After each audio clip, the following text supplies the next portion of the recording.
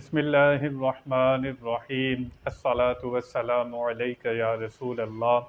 اللہ تعالیٰ سورۃ الانعام میں ارشاد فرماتا ہے وَمِنْ آبَائِهِمْ وَذُرِّيَّاتِهِمْ وَإِخْوَانِهِمْ وَاجْتَبَيْنَاهُمْ وَهَدَيْنَاهُمْ إِلَىٰ صِرَاطٍ مُّسْتَقِيمٍ ذَلِكَ هُدَى اللَّهِ يَهْدِي بِهِ مَن يَشَاءُ مِنْ عِبَادِهِ وَلَوْ أَشْرَكُوا لَحَبِطَ عَنْهُم مَّا كَانُوا يَعْمَلُونَ۔ اور کچھ ان کے باپ دادا اور اولاد اور بھائیوں میں سے بعض کو اور ہم نے انہیں چن لیا، سیدھی راہ دکھائی۔ یہ اللہ کی ہدایت ہے کہ اپنے بندوں میں جسے چاہے دے، اور اگر وہ شرک کرتے تو ضرور ان کا کیا اکارت ہو جاتا۔ حضرت ابراہیم علیہ السلام کے دادا پردادا میں بھی اللہ تعالیٰ نے نبوت رکھی۔ آپ کے بھائیوں میں، آپ کی اولاد میں بھی اللہ تعالیٰ نے نبوت کا سلسلہ جاری رکھا۔ حضرت ابراہیم علیہ السلام پر اللہ تعالیٰ نے یہ خاص فضل کیا کہ ان کی اولاد میں نبوت رکھی۔ اللہ جسے چاہتا ہے ہدایت دیتا ہے۔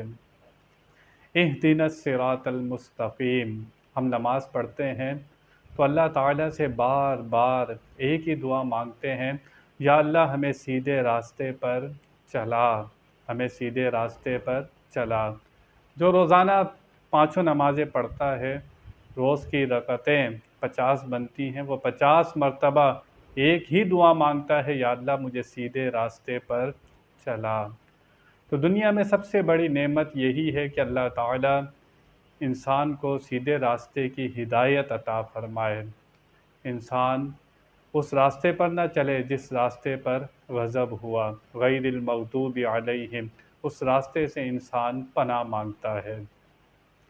انسان جس کمال پر بھی چلے جائے، اللہ کا ولی بن جائے، پیارا بن جائے، لیکن انسان کبھی یہ نہ سمجھے کہ بس میں جنتی ہو گیا ہوں، مجھے کوئی عمل کرنے کی ضرورت نہیں ہے۔ اللہ تعالیٰ سے ڈرتے رہنا ہے۔ حضرت عمر فاروق رضی اللہ تعالیٰ عنہ نے اس بات کو واضح کیا۔ فرماتے ہیں مجھے اللہ کا ڈر کتنا ہے، اتنا ڈر ہے کل قیامت کے اندر اگر پکارا جائے کہ دوزخ میں جانے والا سب سے پہلا شخص کون ہے، حضرت عمر فاروق کہتے ہیں مجھے ڈر ہے کہ میرا نام نہ پکار دیا جائے۔ اللہ سے امید اتنی ہے کہ کل قیامت میں جب آواز لگے گی تو ہو سکتا ہے جنت میں جانے والا پہلا شخص میں ہوں۔ یہ ڈر اور یہ امید، اللہ تعالیٰ سے اچھا گمان رکھنا ہے کہ اللہ رحم کرنے والا ہے، فضل کرنے والا ہے، مجھے بخش دے گا۔ ہمیں بتایا گیا کہ اللہ تعالیٰ بندے کے گمان کے مطابق ہے، تو اللہ تعالیٰ سے ہمیشہ اچھا گمان رکھنا چاہیے، یہ بندے کو کامیاب کرتا ہے۔ کبھی برا گمان اللہ سے نہیں رکھنا۔ ہمیں بتایا گیا کہ اچھا گمان رکھنا ہے۔ تو انسان ہمیشہ ہدایت کو تلاش کرتا رہے، گناہوں سے بچتا رہے، اللہ تعالیٰ سے ڈرتا رہے، اپنے آپ کو یہ نہ سمجھے کہ میں تو بس اللہ کا پیارا ہو گیا ہوں، مجھے کوئی عمل کی ضرورت نہیں ہے۔ وہ بے پرواہ ہے، اللہ تعالیٰ بے پرواہ ہے۔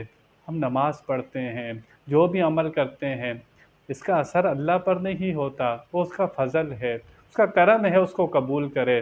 اللہ تعالیٰ پابند نہیں ہے کہ ہم جو چاہیں گے اللہ ہماری مرضی پر آ جائے گا، ایسا نہیں ہے۔ لیکن ایک وقت آتا ہے جب اللہ کا بندہ بہت پیارا بن جاتا ہے تو اعلان ہوتا ہے کہ بندے مانگ، کیا مانگتا ہے۔ وہ بہت اونچا مقام ہے، لیکن انسان کو ہمیشہ اللہ تعالیٰ سے ڈرتے رہنا چاہیے، اپنے نفس سے ڈرتے رہنا چاہیے کہ ہمیں بہکا نہ دے۔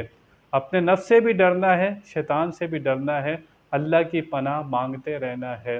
بندہ اللہ کی پناہ میں آئے تو ہدایت کے راستے پر جاتا ہے، اور اپنے نفس سے بھی بچتا ہے، شیطان سے بھی بچتا ہے۔ انسان ایک ہے، اس کے دشمن بہت ہیں۔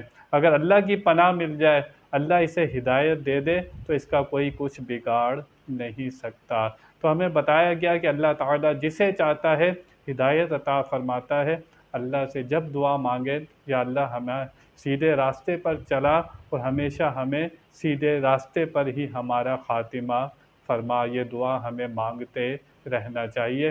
وآخر دعوانا ان الحمد للہ رب العالمین۔